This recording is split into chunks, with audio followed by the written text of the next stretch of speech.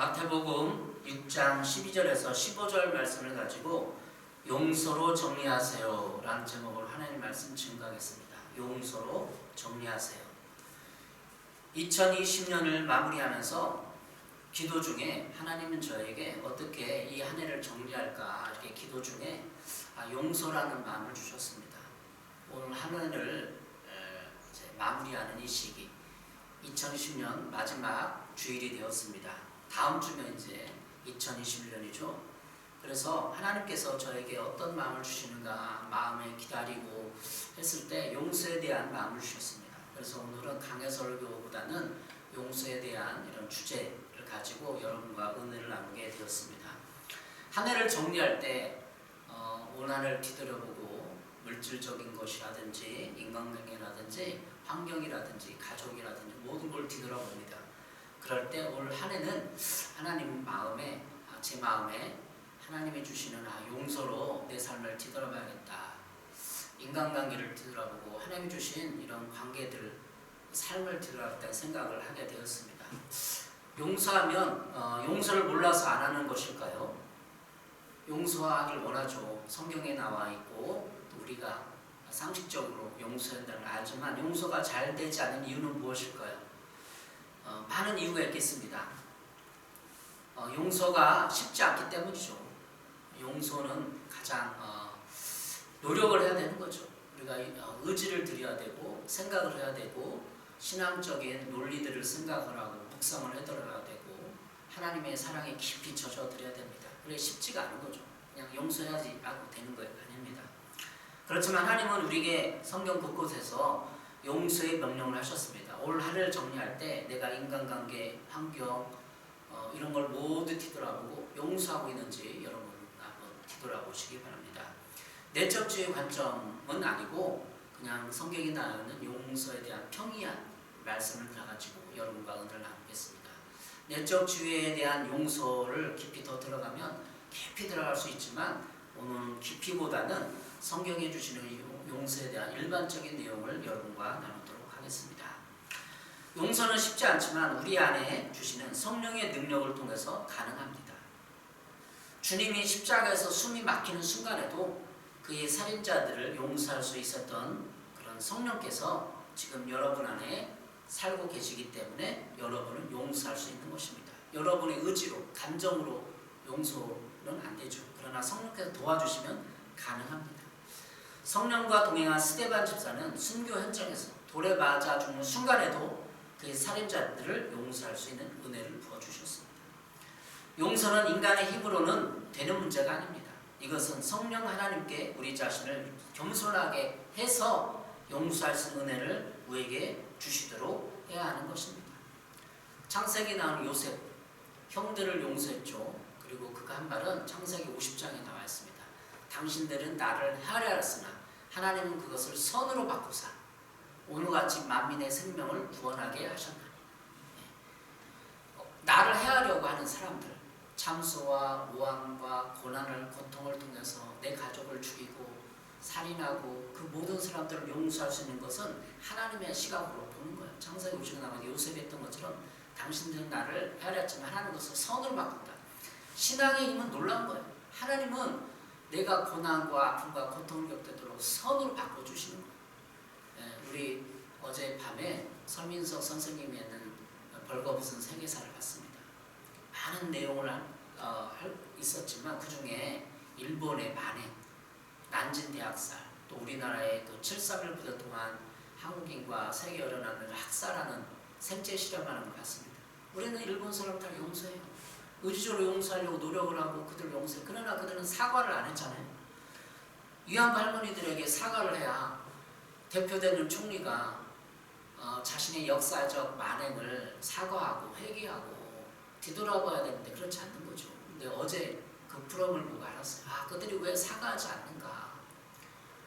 전쟁에 참여했던 전범 A급 모든 사람들이 그 일본의 전쟁이 끝나고 다 정치를 하게 된 정치인들이었어요.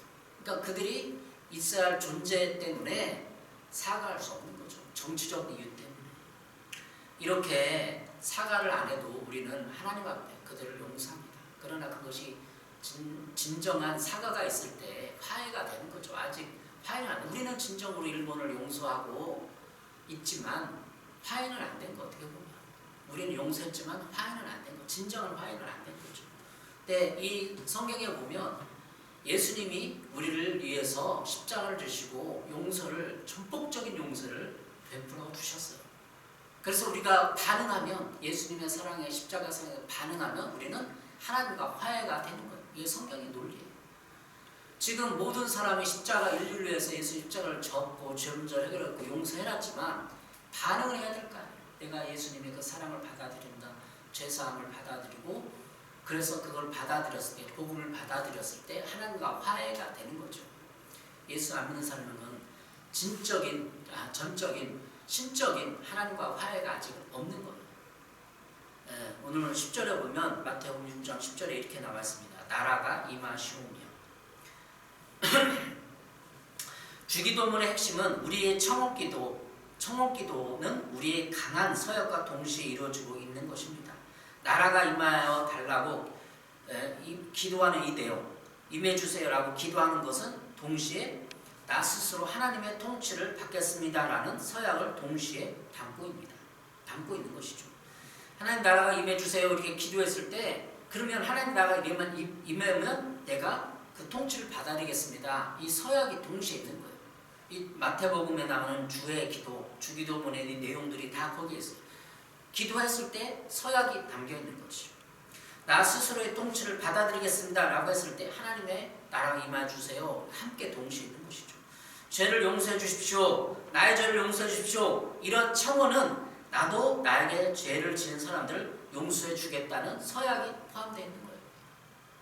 이렇게 청혼기도, 나의 죄를 용서해 주십시오, 12절 있죠. 우리 죄를 용서해 주십시오, 다시 말하면 나의 죄를 용서해 주십시오, 거기에는 나도 다른 사람의 죄를 용서하겠다는 서약이 포함된 거예요. 하나님에 대한 불신앙, 하나님을 의존하고자 하는 것을 거부하는 것, 하나님께 대한 순종의 거부, 이웃에 대한 증오와 무시 같은 것들이 다 우리 안에 있는 죄의 근본적인 원인입니다. 이런 것들이 하나님과 우리의 관계를 어렵게 하고 우리와 이웃의 관계를 어렵게 한다는 것입니다. 그런데 우리는 인간관계의 기술을 습득하려고 부단히 노력합니다. 여러 가지 책도 있고 사람들 들으면서. 근데 하나님과 관계에서 하나님을 거부하는 우리의 내면적 속성에서, 또 그 뿌리에서 근본적인 인간죄의 원인이 도사리고 있는데, 인간이 인간관계의 기술을 익힌다고 해도 그 근본적인 해결책은 있을 수 없습니다. 그래서 치유와 용서가 선행되어야 하나님과의 바른 관계가 선행되어야 하는 것입니다. 우리가 용서하고 모든 사람의 관계를, 인간관계를 좋게 하려면 하나님과 관계부터 설정을 해줘야 돼요. 하나님 관계부터 내가 점검을 해봐야 돼요. 하나님과의 바른 신앙의 관계에서 진정한 치유와 용서가 나오는 것입니다. 우리 인간은 죄인의 속성을 다 가지고 있습니다. 따라서 우리는 누구나 죄를 지을 수밖에 없는 인간으로서 인간 내면에 연약함을 가지고 있음을 인정해야 합니다. 그리고 주위 사람도 다 죄인임을 인정하고 그런 연약함이 있던 것을 인정해야 됩니다. 인정 못하니까 화가 나는 거예요. 왜 쟤는 그래야만 되냐? 왜 저 사람 그래야만 되느냐? 저 사람 죄인이고 연약함이 있다. 아무리 자기가 죄를 안 지으려고 인간관계 잘하려고 해도 안 되는 부분이 있다. 이게 연약함을 인정해줘야 되는 것이죠. 서로를 인정하는 것은 누구나가 이런 죄성을 가지고 있다는 것을 인정해야 합니다. 그리고 내 주위의 사람들의 죄의 속성 가운데 있기에 그들의 연약함을 인정하고 용서해줘야 합니다. 왜 우리가 인간관계에서 또 죄를 짓습니까? 연약함 때문이죠. 죄를 안 지으려고 발버둥 쳐도 내 안에 끊임없이 올라온 죄의 속성들 때문에 복수하고 험담하고 저주하고 비난하고 모욕하고 조롱하고, 그런 속성 때문에 우리가 연약함에 넘어지는 것이죠. 안 하려고 하더라도. 안 하려고 하는 사람을 용서해줘야 되죠. 오늘 본문을 통해서 오늘 용서로 정리하세요 이렇게 제목을 갖고 있는데, 어떻게 하면 용서를 할 수 있을까? 첫 번째, 진정으로 회개한 사람들은 용서해야 합니다라는 것을 기억해야 돼요. 진정으로 회개한 사람들, 여기서 진정으로 회개한 사람은 진정으로 예수님 믿는 사람들, 진정으로 예수 믿는 사람들은 용서해야 합니다. 마태복음 6장 12절 우리가 우리에게 죄진 자를 사하여 준 것 같이 우리 죄를 사하여 주시옵고. 마태복음 18장에 1만 달란트 빚진 자가 나와요. 용서할 줄 모르는 종의 비유라고도 하죠. 성경은 우리가 우리에게 죄진 자를 용서해 준 것 같이 나의 죄를 용서해 주옵소서라고 기도하라고 했어요. 그러니까 나에게, 우리라고 표현하지만 나를 적용해서 대입해보는 거예요. 나에게 죄진 자를 사해 준 것 같이 나의 죄를 사해 주옵소서. 나의 죄를 용서해 주시오. 거기에는 전제 조건이 있다는 거죠. 용서해야 된다는 거죠. 용서할 줄 모르는 종의 비유에서 마태복음 18장이 나오는데 이렇게 말하고 있습니다. 예수께서 이르시되 내게 이르노니 7번뿐 아니라 7번을 70번까지라도 할지니라. 7번을 하라. 그러면 7, 7에 49번까지 용서하라는 거죠. 계속 영원히 용서하라는 거죠. 그러므로 천국은 그 종들과 결선하는 어떤 임금 같으니, 이제 임금은 1만 달란트 비유가 나오죠. 마태복음 18장 23절에 그러므로 천국은 그 종들과 결산하는 어떤 임금과 같으니, 천국과 용서가 연결되어 있다는 거죠. 23절에 천국은 임금과 결산하는 임금과 연결되어 있어요. 용서와 연결되어 있어요. 따라서 지금 이 땅에서 천국적인 삶을 누리려면 용서의 삶을 살아야 한다는 것을 보여줍니다. 비유를 통해서 천국의 삶을 보여주는 것이죠. 일반 달란트 빚진 자 비유 보면은 주인이 있고 종이 있고 동료가 있어요. 27절 그 종의 주인이 불쌍히 여겨 놓아 보내며 그 빚을 탕감하여 주었더니, 주인이 빚을 탕감하였어요. 1만 달란트 어마어마한 달란트죠. 한 달란트 1년에 거의 6개월이나 1년에 품삯이라고 해요. 노동자 지금을 환산해보면. 그럼 1만 달란트는 얼마나 큰 돈입니까? 28절 30절에 보면 그러나 그 종은 나가서 자기에게 100다리론 빚진 동료 하나를 만나 붙들어서 멱살을 잡고 내게 빚진 것을 갚아라 하고 말하였다. 그 동료는 엎드려 간청하기를 참아주게 내가 갚겠나 하였다. 그러나 그는 들어주려 하지 않고 가서 그 동료를 감옥에 가두고 빚진 돈을 갚을 때까지 갇혀있게 하였다. 종은 주인의 1만 단타를 탕감했어요. 그냥 없애줬어요. 그냥 다 용서해줬어요. 안 갚아도 된다. 그런데 그 종이 자기 동료, 친구를 만나가지고 멱살을 잡았어요. 왜? 내게 100데나리온 빚진 것을 갚지 않느냐. 멱살을 잡고 아주 그냥 홈구멍을 냈어요.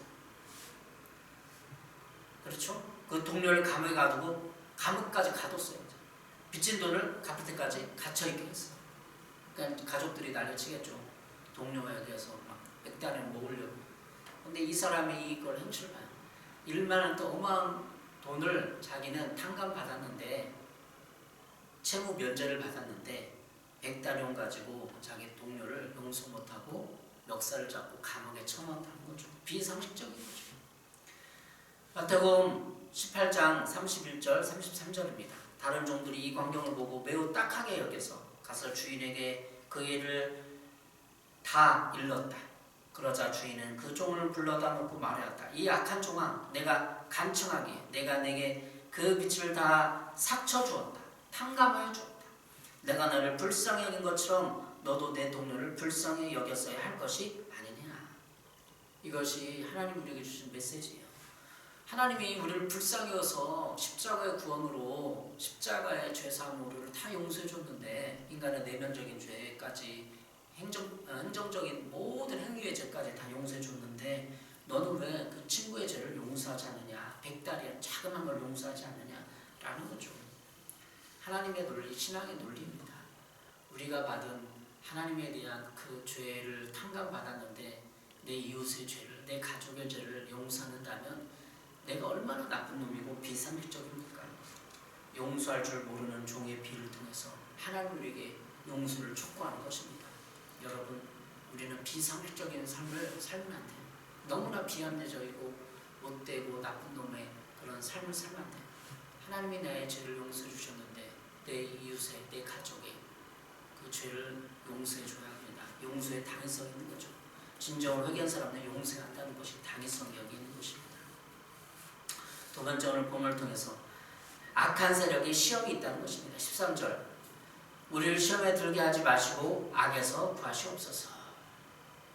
용서와 시험의 관계, 용서하지 않으면 시험에 들게 됩니다. 시험, 헬라어 페이라스무스는 하나님으로부터 오는 시험이 아니라 악한 세력으로부터 오는 시험입니다. 다시 말하면 마귀로부터 온다는 거예요. 용서하지 않으면. 사탄으로부터 오는 시험은 우리를 죄악으로 얽매여 하나님과 멀어지게 하는데 그 목적이 있습니다. 하나님 우리를 시험하고 그 빌미가 뭐예요? 용서하지 않는 거. 온 하늘을 뒤돌아봐서 내 환경, 내 사랑, 가족, 나를 비난하고 나에게 험담을 했던 그 사람, 나를 해고시키려고 했던 사람, 그 사람들을 내가 용서하지 않으면 마귀와 참소를 통해서 시험한다는 거죠. 그 시험이 임하지 않기를 기도해야 합니다. 시험에 들지 않게 기도하는 것은 어떻게 보면 소극적인 것이에요. 근데 악에서 구하옵소서 이 기도는 보다 적극적인 구원을 강구하는 기도입니다.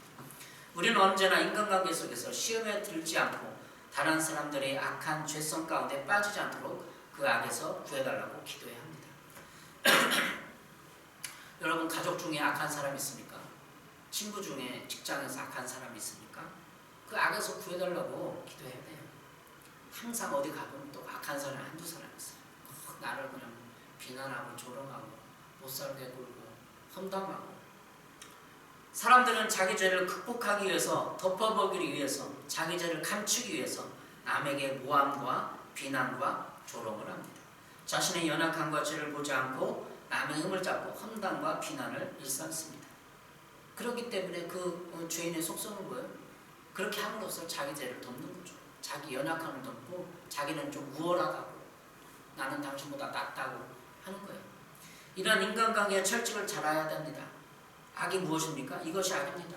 자신도 죄를 가지고 있으면서 남의 티를 보고 욕하는 것, 이게 악이에요. 악에서 구하옵소서. 이게 인간관계에서 그런 악에서 또 구해달라고 기도해야 되는 것이죠. 마태복음 7장 1절에서 5절입니다. 여기에 보면 보다 악한 사람들의 이런 내면적인 현상들이 나와 있어요. 공동번역 읽어보겠습니다. 마태복음 7장 1절에서 5절. 남을 판단하지 마라. 그러면 너희도 판단받지 않을 것이다. 남을 판단하는 대로 너희도 하나님의 심판을 받을 것이고 남을 저울질하는 대로 너희도 저울질을 당할 것이다. 내가 딴 사람이 가지고 잘못해서 막 생각하고 막 잘못하고 그거 아니라고 하면 하나님도 딴 사람도 나에게 이렇게 저울질 한다는 거예요. 어찌하여 너는 형제의 눈 속에 있는 티는 보면서 내 눈 속에 들어있는 들보는 깨닫지 못하느냐. 형제의 눈에 있는 착한 티, 그거 자그만 거 하나는 막 보이는 거예요. 내 주변 사람, 가족들의, 이웃들의. 근데 내 눈 속에 있는 들보, 이 대들보라고 그러죠. 집 지을 때 큰 기둥. 그런 거는 내 눈 속에 들어있으면서 남의 건 작은 거를 못 보는 거, 작은 거를 욕하는 거죠. 그러니까 이게 논리가 안 맞는 거예요. 제 눈 속에 있는 들보도 보지 못하면서 어떻게 형제에게 내 눈 속에 티를 빼내어 주겠냐 하겠느냐. 5절. 이 위선자야, 먼저 내 눈에서 들보를 빼내어라. 그래야 눈이 잘 보여 형제의 눈에서 티를 빼낼 수 있지 않겠느냐. 이게 성경의 논리예요. 공동번역을 읽어봤습니다. 내 눈에서 들보를 빼라는 것, 큰 잘못. 그게 뭐죠?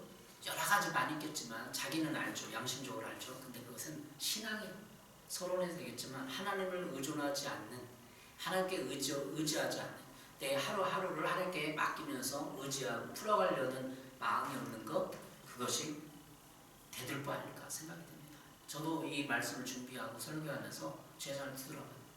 목양을 하고 있지만, 딴 사람을 가르치고 있지만 내 자신이 하나님을 의지하려는 노력을 거부하고 내가 해보겠다고, 내가 그냥 하나님을 생각하지 않고 움직이고 말하고 행동하는 모든 것이 들보예요. 들보. 그걸 빼야 되는데 그 빼내기 쉽지 않죠. 늘 하나님 앞에 다 말씀 묵상하고 하나님과 관계에서 친밀함을 나눠야만 내 안에 들보를 빼고 다른 삶을 밝히게 되는 거죠. 오늘 세 번째 메시지는 용서의 수평적 작용입니다. 14절 15절 읽어보겠습니다. 마태복음 6장 14절 15절. 너희가 사람의 잘못을 용서하면 너희 하늘 아버지께서도 너희 잘못을 용서하시려니와 너희가 사람의 잘못을 용서하지 아니하면 너희 아버지께서도 너희 잘못을 용서하지 아니하시리라. 이 내용은 하나님께 관계가 설정되어 있는 사람, 나라가 임하옵시고 우리의 죄를 용서하기 이렇게 설정된 사람은 이 보완적인 메시지예요. 14, 15절은 사람의 잘못을 용서해야 된다는 거죠. 인간관계를 말하는 거예요. 수평. 하나님 관계는 수직이죠. 인간관계는 수평입니다. 하나님 관계가 설정된 사람, 구원의 죄를 맛본 사람들은 수평적 인간관계의 모든 죄를 용서해야 된다는 거죠. 너희가 사람의 잘못을 용서하지 아니하면 너희 하늘 아버지께서도 너희 잘못을 용서하지 않겠다라는 것입니다. 여기서 주된 관심은 사람의 용서가 하나님의 용서의 조건이 된다는 것은 아닙니다. 신앙생활이 하나님과 수직적 관계뿐만 아니라 수평적 관계를 잘 유지해야 한다는 건 중요성을 말해주고 있는 거예요. 그러나 신앙생활을 해보고 간증을 들어보고 주의를 살펴보면 계속된 불행과 막힘은 회개하지 않고 용서하지 않음이 있음을 발견하게 됩니다. 14, 15절의 내용이 이걸 말하는 거죠. 그런데 내가 이렇게 신앙생활 해보고 주위 사람 들어보고 많은 책을 읽어보고 그러면 인간의 불행에 대해서 고통에 대해서 연구해보고 들어보고 성경을 보면 한 가지 욕되는 것이 뭔가 이유가 있지 않겠느냐 생각을 늘 하게 됐어요. 묵상해본 내용 중에 마태복음 22장 26절입니다. 그러나 나는 너에게 말한다. 자기 형제나 자매에게 성내는 사람은 누구나 심판을 받는다. 성내는 사람 심판을 받는다. 자기 형제나 자매를 모욕하는 사람은 누구든지 의회에 불려갈 것이요 자기 형제나 자매를 바보라고 하는 사람은 누구든지 지옥 불 속에 던짐을 받을 것이다. 바보, 못난이 하면은 지옥불에 던져지면 성내는 사람, 모욕하는 사람, 바보라고 하는 사람. 이게 죄인의 속성들 아니에요. 23절. 그러므로 내가 제단에 제물을 드리려고 하다가 내 형제나 자매가 내게 어떤 원한을 품고 있다는 생각이 나거든 너는 그 제물을 제단 앞에 놓아 두고 먼저 가서 너 형제와 자매와 화해하리라. 그런 다음에 돌아와서 제물을 드리라. 그러니까 여기에 수평적, 수직적 관계가 다 있어요. 내가 하나님을 예배하러 가는데 제물을 드리려고 하는데 내가 어떤 인간관계에 꼬여있어요. 인간관계에 꼬였어요. 형제와 자매가 원망반환 들을 원한이 있어요. 그러면 제물을 내려두고 그 사람께 용서를 구하고 화해하고 와서 제물을 드리라는 거죠. 수평적인 관계는 수직적인 관계가 형성됐을 때 수평적인 관계에 다 관계가 있다는 거죠. 너를 고소하는 사람과 함께 법정으로 갈 때는 도중에 얼른 그와 화해하도록 하여라. 그렇지 않으면 고소하는 사람이 너를 재판관에게 넘겨주고 재판관이 옥리에게 내주어서 그가 너를 감옥에 가둘 것이다. 내가 진정으로 너에게 말한다. 너희가 마지막 한 푼까지 다 갚기 전에는 거기에서 나오지 못할 것이다. 계속된 불행의 문제는 용서의 문제와 연결되어 있다는 것이 마태복음 5장 22절, 26절에 말하고 있어요. 용서의 문제. 내가 모욕을 당했어요. 복수심. 바보라고 들었어요. 모욕을 당하고 수치를 받았어요. 복수심이 인간에 올라와요. 그 복수심을 하나님 앞에 내려놓고 용서를 구하고 그 사람 가서 화해하고 복수심을 풀라는 것입니다. 오늘 26절에 아주 중요한 말씀이 있습니다. 내가 진정으로 너에게 말한다. 너희가 마지막 한 푼까지 다 갚기 전에는 거기에서 나오지 못할 것이다. 그 사람을 찾아가서 갚아야 돼요. 뭐예요? 빚을 졌어요. 내가 그 사람을 모욕하고 용서하고 복수심을 가졌으니까 그걸 풀라는 거예요. 그게 지금 돈으로 환산돼서 한 푼까지라고 표현되어 있어요. 내 마음에 품은 죄의 본성, 미움, 복수심, 또 조롱하고 나는 화나게 하고 나는 원수 친 것은 돈으로 환산돼 사람이 가지고 있는 거예요. 그걸 하나님께 풀고 회개하고 그 사람을 용서를 하지 않으면 내가 그 돈을 가져서 하나님이 나에게 감옥에 집어든다는 거예요. 계속된 불행의 감옥이 온다는 거예요. 주위 사람 살펴봐요. 저도 신앙생활 하면서 왜 계속된 불행이 있을까? 이런 주위 사람 봐요. 감옥에 있는 거야. 불행의 감옥. 왜? 다른 사람을 저주하고 비하하고 중하고 복수하고 그러니까 거기서 계속된 불행은 26절이 말하는 거죠. 진실로 내게 이르노니 내가 한 푼이라도 남김없이 다 갚기 전에는 결코 거기서 나오지 못하리라. 그 복수심을 풀고 용서하지 않으면 불행의 감옥에 갇혀서 결코 못 나온다는 거예요. 용서의 수평선적인 결과들입니다. 우리 주변의 사람들 보십시오. 용서하지 않고 내 이웃을 가족을 용서하지 않고 풀지 않고 그들과 화해하지 않고 그러면 무수한 여러 가지 크고 작은 불행들이 가득하게 되는 거예요. 여러분 마음에 복수심 품었어요. 그럼 일이 잘 풀릴까요? 얼굴이 굳어지고 늘 근심과 미움과 그 찬 욕설로 분노하고 화나고 짜증이 올라오면서 인생의 불행의 감옥에 갇히게 되는 것입니다. 올 한 해를 뒤돌아볼 때 불행의 감옥에서 나오고자 합니다. 여러분도 불행의 감옥에서 나오십시오. 한 푼이라도 한 푼이라도 다 있는 거 다 갚으세요. 올해 다 풀어버리고 용서하고 용서한다고 말하고 진정으로 회개한 사람들은 용서해야 합니다. 진정으로 예수를 믿는 사람은 용서해야 돼요. 진정으로 예수를 믿는 사람은 용서를 선택해야 합니다. 용서하지 않으면 악한 세력의 공격을 받습니다. 시험거리가 됩니다. 용서의 수평선적 작용 결과는 계속된 불행을 겪게 된다는 것이 오늘 결론적인 메시지입니다. 용서로 정리하십시오. 오늘 한 해를 내가 아직 며칠 남았어요. 주위 사람 되돌아보고 가족을 되돌아보고 내 환경을 되돌아보고 결국은 하나님까지 하나님 내가 하나님 나를 사랑한다면 이럴 수 있습니까? 그 원망, 복수심까지 풀어버려 하나님 앞에 나와서 그래야 여러분이 내면이 평안을 얻고 그 평안 가운데 인생이 풀어지며 행복한 나날들이 형성되는 게 되는 것입니다. 누구 좋으라고 용서하라고? 그 사람은 막 미워하고 막 증오하고 막 복수하고 그러지? 그렇잖아요. 나를 위해서 용서하라는 거야. 나를 위해서. 그 복수심을 품고 있으면 인생이 안 풀어요. 불행이 계속돼요. 불행의 감옥에 갇혀요.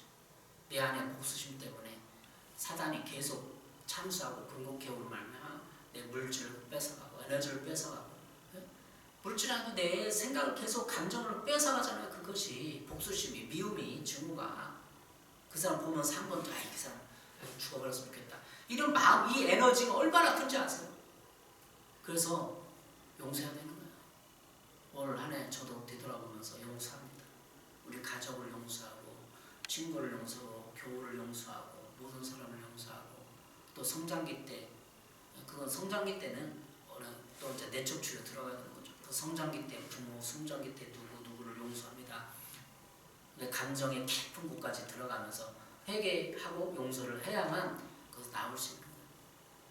여러분 오늘 내적 치유 들어가지 않았지만 여러분의 올 한 해를 되돌아보면서 주위 사람들을 용서하고 풀어주십시오.